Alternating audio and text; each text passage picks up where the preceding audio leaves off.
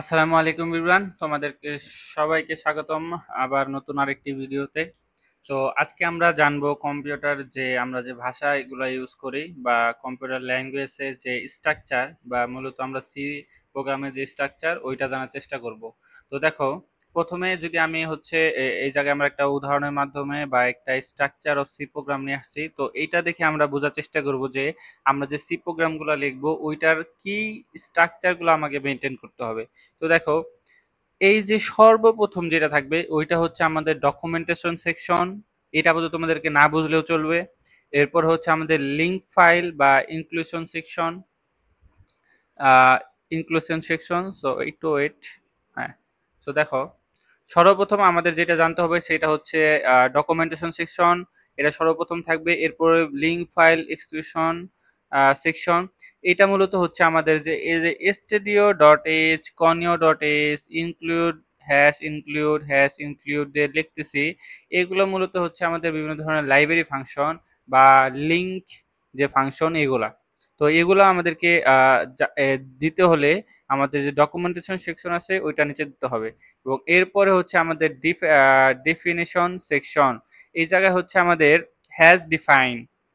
এখন এই has define বলতে, তুমি যদি এমন কোনো কিছু চাও যে এটা হচ্ছে তুমি কোনো চেঞ্জ করতে চাও না, মানে এইটা হচ্ছে কনস্ট্যান্ট হিসেবে রেখে দিবা, তখন তোমার হ্যাজ ডিফাইন দিয়ে এই জায়গায় একটা ভ্যালু দিতে হবে যেটাকে তুমি প্রোগ্রামে ইউজ করবা, যেটা চেঞ্জ হবে না। তো দেখো, পায়ের ভ্যালু আমরা জানি 3.1416 এভাবে যায়। তো পাই যেটা আছে এটা তো আমাদের কনস্ট্যান্ট না একটা।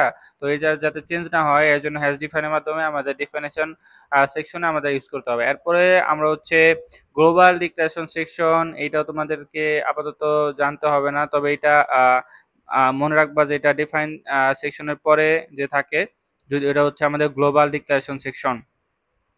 তো গ্লোবাল ডিক্লারেশন বলতে আমরা যদি প্রোগ্রামের যে আমরা প্রোগ্রামগুলো লিখলাম, এটা তো আমাদের প্রোগ্রাম শুরু হবে মূলত আমাদের যে ইন্ট মেইন এই যে ফাংশনটা আছে এইটার থেকে শুরু হবে। তো এই যে ফাংশন মূলত আমরা এই জায়গার ভিতরে আমরা কোডগুলা করব। তো এই যে ফাংশন এইটার ভিতরে যে আমরা কোডগুলা করলাম, কোনো কারণে যদি এমন কোনো যেটা হচ্ছে আমাদের গ্লোবালি ডিক্লেয়ার করতে হয়, তখন হচ্ছে আমরা এই জায়গায় ডিক্লেয়ার করতে হবে। তো এটা তোমরা একটু মাথায় রাখবা যে গ্লোবাল ডিক্লারেশন বলতে কোনো একটা টার্ম আছে। এরপর আমাদের মেইন ফাংশন, এই ফাংশন থেকে মূলত আমার প্রোগ্রামটা লিখতে হয়। এরপরে হচ্ছে আমাদের সাব প্রোগ্রাম সেকশন। তো এগুলো একটু মাথায় রাখবা। তো আমরা কি কি দেখলাম? ডকুমেন্টেশন সেকশন, লিঙ্ক বা file inclusion section, definition section, এরপরে global declaration section, main function বা মেইন সেকশন যেটা আমাদের জন্য সবচেয়ে বেশি ইম্পর্টেন্ট, কারণ এর মাধ্যমে আমরা প্রোগ্রাম লিখবো। এরপর হচ্ছে সাব প্রোগ্রাম বা সেকশন। তো এর মাধ্যমে আমি তোমাদের জানিয়ে দিতে চাই যে প্রথমেই আমাদের কিছু থাক বা না থাক, আমাদের একটা প্রোগ্রাম লেখার শুরুতেই আমাদের hash include stdio.h standard input output dot H, এটার মূলত নাম, মানে এটার মূলত বিষয় আর কি। এরপরে আমাদের ইন মেইন ফাংশনটা থাকতেই হবে, ঠিক আছে। তো এইটাই হচ্ছে আমাদের যে basic structure of C programming. এর পরবর্তী স্লাইডে যদি আমরা যাই, তো সি প্রোগ্রামের বিভিন্ন ধরনের গঠন বৈশিষ্ট্য আমরা এই স্লাইডে দেখতে পাচ্ছি। তো আমি যদি হচ্ছে একটা পর একটা আলোচনা করি, তো দেখো এই জায়গায় বলা হয়েছে যে একটি সি একটি মধ্যস্তরের ভাষা, যেটা আমরা অলরেডি জানি। এরপরে এ ভাষায় কম্পিউটার বিট পর্যায়ের প্রোগ্রামিং এর মাধ্যমে হার্ডওয়্যার নিয়ন্ত্রণ সিস্টেম প্রোগ্রাম রচনা করা যায়। সি প্রোগ্রাম যেহেতু একটা মধ্যম স্তরের ভাষা, তো এটা আমরা বিট ওয়াইজ চিন্তা ভাবনা করেও আমরা প্রোগ্রাম করতে পারি। তো এটা খুবই ফ্রুটফুল আমাদের জন্য। এরপরে এ ভাষায় উচ্চতরের ভাষায় সুবিধা পাওয়া যায়, আবার নিম্ন স্তরের ভাষায় সমকক্ষ প্রোগ্রাম রচনা করা যায়। এর জন্যই মূলত এটা হচ্ছে আমাদের একটা মাদার ল্যাঙ্গুয়েজ। এরপরে সি ল্যাঙ্গুয়েজ দিয়ে সব ধরনের প্রোগ্রাম রচনা করা যায়, তাই একে জেনারেল পারপোজ ল্যাঙ্গুয়েজও বলা হয়। এরপরে সি ল্যাঙ্গুয়েজ মূলত মূল সমস্যাকে ছোট ছোট ভাগে ভাগ করে এবং প্রতিটি ভাগে প্রয়োজনীয় ভেরিয়েবল, ফাংশন, কনস্ট্যান্ট ইত্যাদি ব্যবহার করা যায় এবং প্রয়োজনে কন্ট্রোল এবং স্টেটমেন্টও ব্যবহার করা যায়। তাই সি কে স্ট্রাকচার ল্যাঙ্গুয়েজও বলা হয়ে থাকে। কারণ আমরা জানি সি একটা হচ্ছে step by step structure follow করে লিখতে হয়। এর পরবর্তীতে হচ্ছে সি প্রোগ্রামের ভাষা শুরু হয় মেইন ফাংশন, যেটা তোমাদেরকে আমি আগেই বললাম যে মেইন ফাংশনের মাধ্যমে আমাদের যে সি প্রোগ্রামের ভাষা শুরু হয়। প্রতিটি প্রোগ্রামের কাজ এই ফাংশন থেকেই শুরু হয়। তার মানে কি যে প্রত্যেকটি প্রোগ্রাম তুমি যদি যেটাই রচনা করো না কেন, তোমার হচ্ছে মেইন ফাংশন থেকেই আমাদের কম্পাইলারটা কাজ করা শুরু করে। হ্যাঁ, এরপরে হচ্ছে স্টেটমেন্টে দ্বিতীয় বন্ধনীর মাধ্যমে আমাদেরকে ডিক্লেয়ার করতে হয়, যে এরকম বন্ধনী, তারপরে প্রতিটি স্টেটমেন্ট এর শেষে সেমিকোলন দিতে হয়। এরপরে প্রোগ্রাম কমেন্ট ব্যবহার করতে হয়। কমেন্টটা আমাদের জন্য খুবই গুরুত্বপূর্ণ, কারণ দেখো তুমি যদি একটি প্রোগ্রাম রচনা করো, অনেক কোড করলা, কিন্তু তুমি যদি এই কোডটাকে অন্য আরেকজনকে তুমি দাও এবং বলো যে বুঝতে, কিন্তু ও প্রথমেই কিন্তু বুঝতে পারবে না। কারণ কি, তুমি এই কোডটা করছো, তুমি জানো এটার বিষয়াদি কি, কিন্তু ওকে হয়তো বুঝতে হলে একটু কষ্ট করতে হবে। যেন এই কষ্টটা না করতে হয়, এর জন্য তুমি প্রত্যেকটা স্টেটমেন্ট বা তুমি কনে কি লিখলা, এটার জন্য তুমি কমেন্ট করে দিতে পারো। যে কমেন্টটা তোমার প্রোগ্রামের ভিতরে থাকবে অবশ্যই, কিন্তু প্রোগ্রামে রান করবে না। তার মানে কি, তুমি হচ্ছে যারা প্রোগ্রামটা পড়বে বা রিড করবে পরবর্তীতে, তাদের বোঝার ক্ষেত্রে সুবিধা হবে, কিন্তু কম্পাইলার এটা এটা হচ্ছে আমাদের রান করবে না। তারপরে হচ্ছে পর্যাপ্ত সংখ্যক লাইব্রেরি ফাংশন থাকে, এবং সাধারণত সি ল্যাঙ্গুয়েজ দিয়ে লিখিত মেশিন প্রোগ্রাম অন্য মেশিনে চালানো যায় অবশ্যই।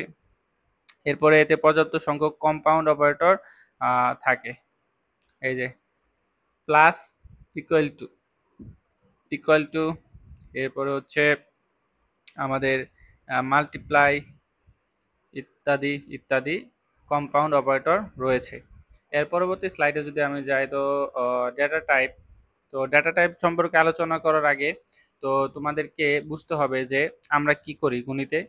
হয় আমাদের ভগ্নাংশ থাকে, অথবা আমাদের ইন্টিজার বা ইন্টিজার টাইপের, ইন্টিজার অথবা ভগ্নাংশ অথবা ফ্লোটিং পয়েন্ট, যেটা হচ্ছে ভগ্নাংশ, ইন্টিজার বা মূল মানে কি করে 1 2 3, মানে কোনো ভগ্নাংশ আকারে থাকবে না, এবং ক্যারেক্টার থাকতে পারে, যেটা হচ্ছে আমাদের বিভিন্ন ধরনের ক্যারেক্টার এ, বি, সি, যেটা আমার প্রোগ্রাম লিখতে কাজে লাগতে পারে। এরপরে ডাবল একটা টার্ম আছে, তো এগুলো আমাদের মনে রাখতে হবে। দেখো ওই জায়গায় বলা হয়েছে যে সি প্রোগ্রাম বিভিন্ন ধরনের ডেটা নিয়ে কাজ করা হয়।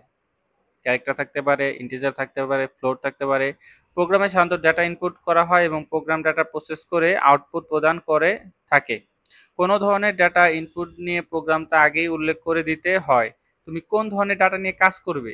ধরো তুমি হচ্ছে ফ্লোটিং বা ভগ্নাংশ নিয়ে কাজ করবে, তো এটা তোমাকে আগেই কি প্রোগ্রামে জানিয়ে দিতে হবে যে আমি হচ্ছে ভগ্নাংশ নিয়ে কাজ করতে চাই। এরপরে সি প্রোগ্রাম ভেরিয়েবল ঘোষণার জন্য ডেটার মান অনুযায়ী ডেটা টাইপ বদলে দিতে হয়। এই ভেরিয়েবল বিষয়টা আপাতত স্কিপ রাখো, তাহলে তোমাকে একটু পরবর্তীতে বলবো আর কি। আর বিভিন্ন টাইপের ডাটা মেমোরিতে বিভিন্ন বাইটের জায়গা দখল করে থাকে। এই ডাটা যদি তুমি ক্যারেক্টার নাও, এটা হচ্ছে এক জায়গায় দখল করলেও, এবং ইন্টিজার একটু বেশি করে, এবং ফ্লোটিং পয়েন্ট মানে ক্রমান্বয়ে আর কি বিভিন্ন ধরনের ডাটা আর কি নিয়ে থাকে আর কি, মেমোরিতে জায়গা নেয়। এর পরবর্তীতে আমরা যদি দেখতে চাই ক্যারেক্টার টাইপের যে ডাটা আছে বা ডাটা টাইপ আছে, সেইটা হচ্ছে দেখো ক্যারেক্টার টাইপ। সি প্রোগ্রামে ক্যারেক্টার টাইপ ডাটা, অর্থাৎ বিভিন্ন বর্ণ বা বর্ণমালা নিয়ে কাজ করার জন্য ক্যারেক্টার টাইপ ডাটা ব্যবহার করা হয়। তো ক্যারেক্টার টাইপ ভেরিয়েবল ঘোষণার জন্য CHAR বা ক্যার কিওয়ার্ডটি লিখতে হয়। CHAR, এটা হচ্ছে আমাদের ক্যারেক্টার টাইপ ডাটা টাইপের জন্য CHAR আমাদের ডিফাইন করতে হয় বা লিখতে হয়। এই যে CHAR, এইটা হচ্ছে আমাদের ডাটা টাইপ, এবং এক্সটা হচ্ছে আমাদের ভেরিয়েবল নেম। ঠিক আছে, তো এইটা সম্পর্কে তোমরা আরেকটু আমি পরে আলোচনা করবো। এরপর দেখো এইটা জিনিস জানতে হবে যে ক্যারেক্টার এর জন্য 1 বাইট বা 8 বিট জায়গা দখল করে থাকে। 8টা বিট আমাদেরকে নেয় হচ্ছে ক্যারেক্টার। ঠিক আছে, এর পরবর্তীতে আমরা যদি দেখি যে আমাদের ইন্টিজার টাইপে দেখলে আমরা দেখব 2 নাম্বার হচ্ছে আমাদের ইন্টিজার টাইপ। তো ইন্টিজার টাইপটা হচ্ছে পূর্ণ সংখ্যা। আমাদের কি পূর্ণ সংখ্যা, যেমন 1 2 3 থেকে 25 135, মানে তোমার কোনো ভগ্নাংশ থাকবে না, সেটা হচ্ছে পূর্ণ সংখ্যা। তো এর জন্য আমাদের ইন্ট ইন্ট টাইপ করতে হয়। টি দিয়ে আমাদের কম্পিউটারকে বুঝাইতে হয় যে এটা হচ্ছে আমাদের ইন্টিজার টাইপের ডাটা টাইপ নিয়ে আমরা কাজ করতেছি। এর জন্য আমাদের ইন্ট লিখতে হয়, এবং এটা আমাদের মেমোরিতে 2 বাইট বা 16 বিট জায়গা দখল করে থাকে। এর পরবর্তীতে হচ্ছে আমাদের ফ্লোটিং বা ভগ্নাংশ বা দশমিক চিহ্নযুক্ত সংখ্যা, যেমন 23.45, এটা একটা ভগ্নাংশ সংখ্যা।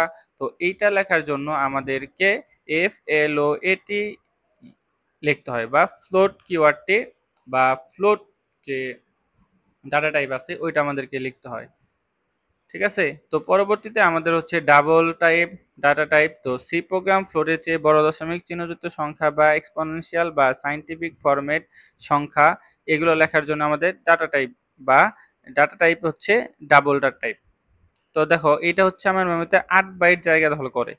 তো তুমি আর একটা জিনিস বিষয় হচ্ছে যে ডাবল ডাটা টাইপ দশমিক চিহ্নের পর ১৪ ডিজিট নিতে পারে ডাবল। তো তোমার যদি কখনো প্রয়োজন হয় যে আমি দশমিকের পরে আমার হিউজ ভ্যালু প্রয়োজন, তখন তোমার হচ্ছে ডাবল ডাটা টাইপটা নিতে হবে। ঠিক আছে? যেমন দেখো এই জায়গায় ডাবল নিয়েছে এবং একটা জেড দিয়েছে। তো এই জেডটা হচ্ছে ভেরিয়েবল নেম এবং এটা হচ্ছে আমাদের ডাবল জে, এটা হচ্ছে আমার ডাটা টাইপ। মানে আমরা কম্পিউটারকে বলতেছি যে আমরা হচ্ছে একটি ডাবল টাইপ ডাটা টাইপ নিয়ে কাজ করতে চাই। ঠিক আছে? এর পরবর্তীতে আমরা হচ্ছে বিভিন্ন ধরনের কনস্ট্যান্ট দেখতে পাই। এই যে বিভিন্ন ধরনের কনস্ট্যান্ট এবং ব্যাকস্ল্যাশ ক্যারেক্টার। তো এইগুলা দেখার আগে চলো আমরা হচ্ছে একটা প্রোগ্রাম আমরা ডেমনস্ট্রেট করি এবং রান করে দেখি আমরা যে শিখলাম ইন্টিজার ফ্লোট সহ বিভিন্ন যে ডাটা টাইপগুলো এগুলো আমাদের কিভাবে কাজ করে। তো তোমরা এই জায়গায় দেখতে পাচ্ছ, আমি যদি একটু বড় করি তাহলে দেখো এই যে আমাদের যে include stdio.h এইটা হচ্ছে আমাদের শুরুতেই সি প্রোগ্রাম শুরুতে এটা আমাদের লিখতে হয় #include stdio.h। stdio.h মানে হয় স্ট্যান্ডার্ড ইনপুট আউটপুট এবং এরপরে হচ্ছে আমাদের যে ডিফাইন সেকশনটা ছিল ওইটা হচ্ছে আমরা বিভিন্ন ধরনের ডিফাইনের মান দিতে পারি বা কনস্ট্যান্ট ইউজিং যে ডিফাইন ছিল ডিফাইন ওটা আমরা দিতে পারি। এরপরে হচ্ছে আমাদের প্রোগ্রামটা শুরু হয় কোথা থেকে বলেছিলাম যে ইন্ট মেইন লেখার পরে দুইটা ফার্স্ট ব্র্যাকেটের পর আমাদের হচ্ছে গিয়ে কার্লি ব্র্যাকেট দিতে হয়। এরপরে এই যে কার্লি ব্র্যাকেটটা এটা হচ্ছে আমাদের প্রোগ্রামের সবার শেষে শেষ হয়। ঠিক আছে? তো দেখো এইজ এইজ হচ্ছে 20। তো এইজ এটা হচ্ছে আমাদের একটা ভেরিয়েবল এবং এই ভেরিয়েবলের ডাটা টাইপ হচ্ছে ইন্ট। তো দেখো ভেরিয়েবল জিনিসটা কি? তো ভেরিয়েবল জিনিসটা হচ্ছে তুমি যখন এই যে 20 যে তুমি লিখলা অ্যাসাইন করলা এই যে আমাদের সমান সমান যে চিহ্নটা ইকুয়াল টু এইটা হচ্ছে আমাদের অ্যাসাইন করা বোঝায়। তো দেখো তুমি যে এইজটা নিলা এই এইজটা তো তোমার হচ্ছে কম্পিউটার কোনো জায়গায় স্টোর করে রাখতে হবে তাই না? তো স্টোর করার জন্য আমাদের জন্য একটা নির্দিষ্ট জায়গা অ্যাসাইন করে দিতে হয়। ওটার জন্য আমাদের এই ভেরিয়েবলটা দিতে হয় এবং ওই জায়গাতে কি টাইপের ডাটা টাইপ থাকবে ওটা আমাদের আগে নিতে হয়, যেমন ইন্ট। তার মানে কি অ্যাসাইন করে দিলাম এজ দিয়ে একটা ডাটা ভেরিয়েবল নেম দিলাম এবং এটা হচ্ছে ইন্টিজার টাইপের ডাটা ভ্যালু নিবে। তো এইটাই হচ্ছে আমাদের দেখো আমাদের প্রথমে একটা ডাটা টাইপ দিলাম ইন্টিজার ডাটা টাইপ, এরপরে এর ভেরিয়েবল নেম দিলাম, এরপরে অ্যাসাইন করে দিলাম 20 এবং লাস্টের সেমিকোলন দিয়ে শেষ করে দিলাম। এই এরকম ভাবে আবার ওই যে ফ্লট এবং ডাবল এবং ক্যারেক্টার। তো ফ্লটের জন্য এই যে দেখো 3.75 যে সিজিপিএ ওটা তো আমাদের ভগ্নাংশ আকারে আসতে পারে। তো এর জন্য হচ্ছে কি আমাদের ফ্লট টাইপ এবং ডাবল এটা হচ্ছে দেখো আমাদের দশমিকের পরে হিউজ একটা নাম্বার আসছে তো এইটা হচ্ছে আমাদের ডাবল ডাটা টাইপ।